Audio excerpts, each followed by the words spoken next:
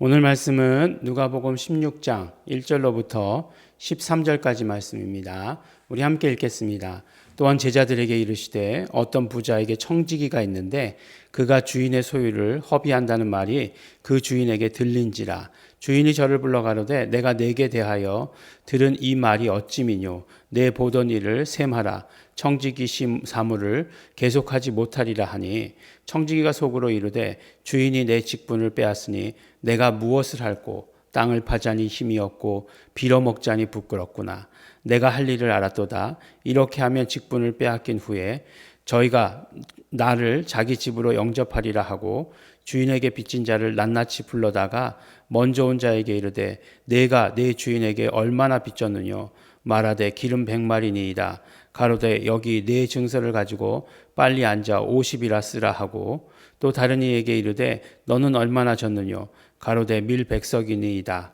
이르되 여기 네 증서를 가지고 80이라 쓰라 하였는지라. 주인이 이 옳지 않은 청지기가 이 일을 지혜 있게 하였으므로 칭찬하였으니 이 세대의 아들들이 자기 시대에 있어서는 빛의 아들들보다 더 지혜로움이니라. 내가 너희에게 말하노니 불의의 제물로 친구를 사기라. 그리하면 없어질 때에 저희가 영원한 처소로 너희를 영접하리라. 지극히 작은 것에 충성된 자는 큰 것에도 충성되고 지극히 작은 것에 불의한 자는 큰 것에도 불의하니라. 너희가 만일 불의한 제물에 충성치 아니하면 누가 참된 것으로 너희에게 맡기겠느냐. 너희가 만일 남의 것에 충성치 아니하면 누가 너희의 것을 너희에게 주겠느냐. 집 하인이 두 주인을 섬길 수 없나니 혹이 이를 미워하고 혹이 저를 사랑하거나 혹이 이를 중히 여기고 저를 경히 여길 것임이니라. 너희가 하나님과 재물을 겸하여 섬길 수 없느니라. 아멘. 네, 오늘 그 비유의 제목은 우리가 읽은 대로 불의한 청지기의 비유라고 하는 제목이 붙어 있는 예수님의 비유의 말씀입니다. 근데 이제 이 비유의 말씀이 사람들이 성경을 해석하는 사람들이 참 이해하기가 힘들다라고 하는 그런 것 중에 하나입니다. 무슨 말씀이냐면 이제 불의한 청지기다라고 이렇게 얘기했는데 정말 불의한가라고 하는 거예요. 왜냐하면 옳지 않은 청지기가라고 이렇게 얘기했으니까 불의한 게 맞잖아요. 근데 또 주인이 어떻게 해요? 칭찬하였다라고 얘기했으니까 그게 옳은 거냐 옳지 않은 거냐 라고 하는 것을 이해하기가 굉장히 어렵습니다. 또 지금 이제 불의한 청지기가 한 일이 뭐예요? 그러니까 주인이 이제 있는데 청지기가 있었다는 거죠. 이 청지기가 모든 것들을 주인의 살림을 다 도맡아 하고 있었어요. 그런데 이제 청지기의 일에 대해서 투서가 들어간 거죠. 뭔가를 낭비하고 있다. 주인의 재산을. 이렇게 투서가 들어갔어요. 그러니까 어떻게 됩니까? 주인이 이제 해고한 거죠. 청지기를. 해고할 테니까 이제 한 달 안에 다 네 직무를 마무리 져라. 이렇게 얘기한 거겠죠. 그랬더니 어떻게 합니까? 이 청지기가 이제 나이도 어느 정도 됐는데 뭘 하려고 하니까 이제 너무 때가 늦은 거예요. 그래서 이제 뭐 막노동을 하자니까 힘이 모자라고 그 다음에 뭔가 빌어먹자니까 정말 부끄럽다. 그래서 이제 지혜를 생각해낸 거예요. 지혜를 생각해냈는데 어떤 지혜를 생각해놨냐면 이제 주인의 재산을 관리하고 있었으니까 그런 거죠. 빚진 자들을 다 불러다가 이렇게 얘기한 거예요. 너 얼마 빚졌느냐? 이렇게 얘기하니까 기름 100마리입니다. 그러니까 50이라고 써라. 라고 해서 증서를 바꿔줬어요. 너는 얼마냐? 밀 100석입니다. 그랬더니 그럼 80이라고 고쳐 써라. 라고 이렇게 얘기를 했어요. 이것이 잘못된 행위냐? 이제 철저히 이제 지금의 입장, 모든 어떤 그런 상황을 모르는 입장이면 이게 잘못됐다라고 이렇게 얘기할 수밖에 없겠죠. 근데 또 어떤 관점에서 보면 잘못되지 않을 수도 있어요. 그러니까 주인의 관점에서 보면 주인의 관점에서 보면 이건 잘못된 거죠. 그런데 철저히 만약에 빚진 자들의 입장에서 보면 이게 잘못된 행위가 아니에요. 굉장히 용기 있는 행위입니다.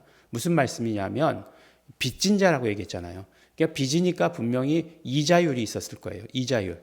정해놓은 이자율이 있었는데 엄청난 이자를 그동안 이제 그 청지기가 받았을지도 모르죠. 그러니까 엄청난 이자를 받았다는 것은 돈을 빌려간 사람, 결국 중간에 서서 그 주인에게 빌려간 사람은 엄청난 고통을 당하고 있는 거죠. 그러니까 그 고통을 감해 준 거죠. 그러니까 어떤 면에서 보면 돈을 빌려간 사람들 입장에서는 이 사람이 나쁜 사람이 아니에요. 의인이에요. 예. 불의한 게 아니라 의로운 사람인 거예요. 예. 그렇게 되겠죠. 그러니까 이 비유를 보는 입장에 따라서 등장인물에 따라서 그 시대의 상황에 따라서 오늘날 자본주의적 입장에서 본다면 말도 안 되는 얘기겠죠. 근데 사실은 지금 자본주의 입장이라고 해도 이자가 100%, 200% 이렇게 되는 것에 대해서 허락하지 않잖아요. 지금 사채도 아니고 사채도 그렇게 못하는 거죠. 그렇듯이 그 입장에서 어느 입장에서 보느냐가 굉장히 중요한 말씀이다라고 하는 것이에요. 그런데 여기서 보면 이제 우리가 이 비유를 보고서 잘 생각해야 될 게 있어요. 그게 뭐냐면 그렇다고 해가지고 이 종이 이 그 청지기가 어떤 돈을 착복했느냐 그랬다는 얘기는 없어요. 예. 그 돈을 착복하진 않았어요. 근데 뭘 어떻게 했느냐 미래를 준비했죠. 미래를 준비한 행위죠. 그러니까 지금 내가 이것을 감해줌으로 말미암아 내가 받지는 않지만 미래에 내가 너에게로 갈 때에 나를 좀 알아달라라고 하는 것이었죠. 그런 행위였죠. 그런 행위였던 거예요. 그러니까 그것에 대해서 칭찬한 거예요. 주인이 이 옳지 않은 청지기가 지혜 있게 행동했다라고 이렇게 얘기하는 거예요. 그래서 이 세대의 아들들이 자기 시대에서는 빛의 아들들보다 더 지혜롭다라고 이렇게 이야기를 한 거예요. 근데 이제 여기서 이제 반전이 있죠. 반전이 있어요. 반전이 있는데 무슨 반전이냐면 그것은 결국 이 시대의 일이다라고 하는 거예요. 이 세대의 일이다라고 하는 거예요. 이 세대에서는 그렇게 준비한다. 그렇게 준비하지만 그렇지만 9절의 말씀에 보면 내가 너희에게 말하노니 불의한 재물로 친구를 사귀라. 그리하면 없어질 때에 저희가 영원한 처소로 너희를 영접하리라 라고 이렇게 되어 있는데 이 질문이 반어법과 같은 질문이라는 거예요. 반어법. 예. 이 없어질 때에 저희가 너를 영원한 처소로 영접하겠느냐라고 하는 거죠. 영원한 처소로는 영접하지 못한다라고 하는 반어법인 거예요. 그러니까 이 불의한 청지기가 결국은 직을 내려놓을 때가 있다는 거잖아요. 이제 얼마 내로 직을 내려놓으라고 그랬으니까 그때에 이 땅의 삶에서의 미래를 준비한 거죠. 그렇지만 이 땅의 삶에서의 미래를 준비했기 때문에 그것을 칭찬하지만 그러나 그것이 영원을 준비한 것이 되겠느냐라고 이렇게 얘기하는 거예요. 그것으로 영원을 준비할 수 있겠느냐? 그렇지는 못하다라고 하는 것이에요. 그러니까 어떤 면으로 빛의 아들들보다 더 지혜롭다라고 이렇게 얘기하는 게 뭘까요? 결국은 얼마 되지 않는 미래지만 그것으로 미래를 준비하려고 했다는 거죠. 예. 그것에 대해서 칭찬해 주시는 거예요. 그러면 빛의 아들들은 어떻게 되느냐? 빛의 아들들은 영원을 있잖아요. 영원한 처소를 예비하신 하나님이 계시잖아요. 그것에 대한 준비를 해야 되는 것 아니겠어요? 예. 그 미래를 준비해야 된다라고 하는 것을 말씀해 주시는 것이에요. 그러니까 지금 이 말씀을 듣고 있는 청중들은 계속해서 우리가 누가복음 15장에서 보았듯이 바리새인과 서기관들 그리고 많은 그런 군중들이에요. 그런 군중들이 따라다니면서 이 말씀을 들었습니다. 그런데 그들에게 있어서 중요했던 것은 무엇이었어요? 그들에게 있어서 중요했던 것은 이 땅의 삶이에요. 그리고 돈 가지고 먹고 잘 사는 것이었어요. 그런데 예수님께서 이 비유를 들려주시면서 하시는 말씀은 뭐냐? 결국 이 불의한 청지기 혹은 지혜로운 청지기의 이야기를 통해서 우리에게 들려주시려고 하는 메시지는 바로 우리가 영원한 삶을 준비해야 된다. 영원한 삶이 영원한 그 생명이 그 처소가 우리에게 예비되어 있다. 그것을 준비하면서 살아야 된다라고 하는 것이에요. 무엇을 가지고? 예. 우리 이 땅의 삶의 것을 가지고라고 이렇게 말씀해 주시는 것입니다. 그런데 이 땅의 삶에서 우리가 어떻게 살아가느냐? 이 땅의 삶에서 마지막에 말씀하신 결론이 이 말씀이에요. 너희가 하나님과 재물을 겸하여 섬길 수 없다. 이 재물이라고 얘기하는 것은 만몬이라고 얘기하잖아요. 만몬이라고 하는 것은 두 가지 의미를 가지고 있어요. 재물이라고 하는 의미도 가지고 있지만 신의 이름이기도 해요. 잡신의 이름이죠. 그러니까 하나님과 그 잡신을 함께, 재물의 신이죠, 함께 섬길 수 없다라고 하는 것이에요. 무엇이 우리의 미래를 준비하는 것이겠느냐라고 하는 것에서 예수님께서 우리에게 말씀해 주시는 거죠. 비유예요. 비유의 말씀이니까 요것은 요거고 저것은 저거고 라고 하는 것보다 전체적으로 예수님께서 우리에게 들려주시려고 하는 의미가 무엇인지를 우리가 받아갖는 게 더 중요하죠. 그래서 어떻게 해야 되느냐? 그렇죠. 우리가 정말로 불의한 청지기 혹은 지혜로운 청지기에게서 미래를 준비해야 된다라고 하는 것을 배웠는데, 우리는 그럼 미래를 준비하면서 살고 있느냐? 미래를 준비해야 한다. 어떻게 미래를 준비해야 되느냐? 하나님만을 섬겨야 된다 라고 하는 것을 말씀해 주시는 것입니다. 우리가 정말 하나님만을 섬겨야 합니다. 하나님과 재물을, 하나님과 만몬을 우리가 겸하여 섬길 수 없습니다.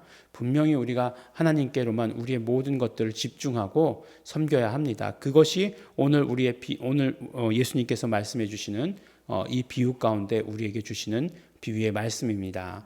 이 비유의 말씀이 하나하나 이 행동 저 행동, 이 말씀 저 말씀 하나하나 번역하기 해석하기 어렵습니다라고 할지라도 우리에게 주시는 메시지는 그거예요. 이 땅에 불의한 재물을 가지고서도 미래를 준비한 청지기에게서 배우라라고 말씀하시는 거죠. 그 이야기를 통해서 우리도 영원을 준비하는 자가들이 되어야 된다라고 하는 것을 말씀해 주시는 것입니다.